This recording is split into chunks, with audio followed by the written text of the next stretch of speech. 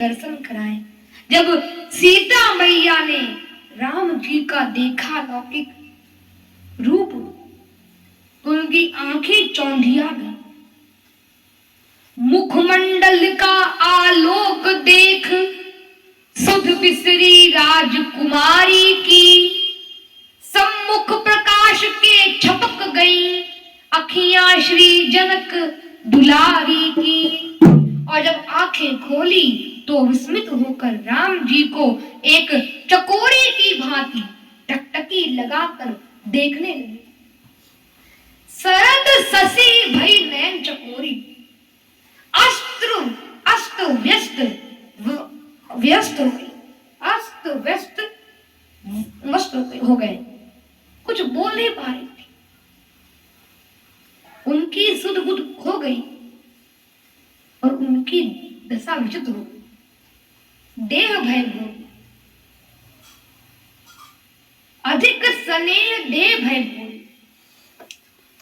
उनको राम जी अपने लगने लगे। उन्होंने मन में विचार किया, अरे ये तो हमारे ही हैं, इनका हमारा संबंध में पुरातन है, इनको हमारे लिए ही बनाया गया है और अब मैंने इनको पूर्ण स्वीकार कर लिया है। और फिर राम जी के श्रृंगार को देखा जो लक्ष्मण जी ने फूलों से सजाया था। शोभा शिव सुभग दो वीरा, शोभा शिव सुभग दो वीरा, नील पीत जल जाब शरीरा, मुख छवि कही न जात मुनि पाही, और जो बिलो के बहु काम लजा।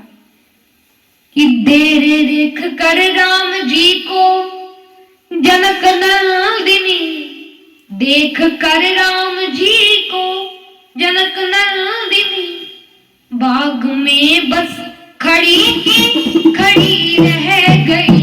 देख कर राम जी को जनक नंदिनी, बाग में बस खड़ी की खड़ी रह गई।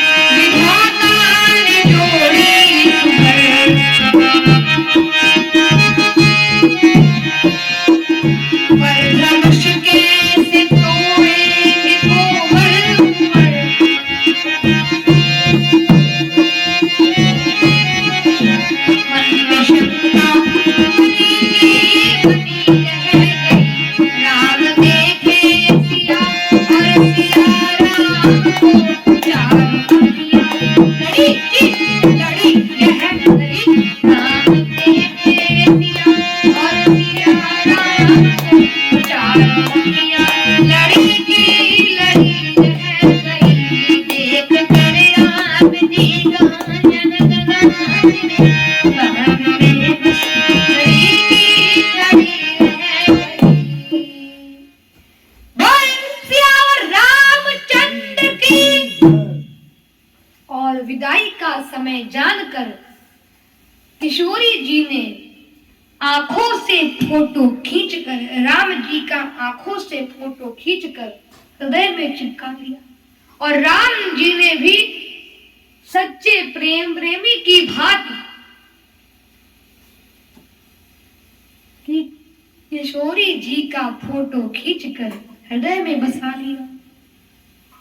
लोचन मगरा मही उर आनी, दीने पलक कपाट सयानी। प्रभु जब जात जानकी जानी, सुख स्नेह शोभा की खानी।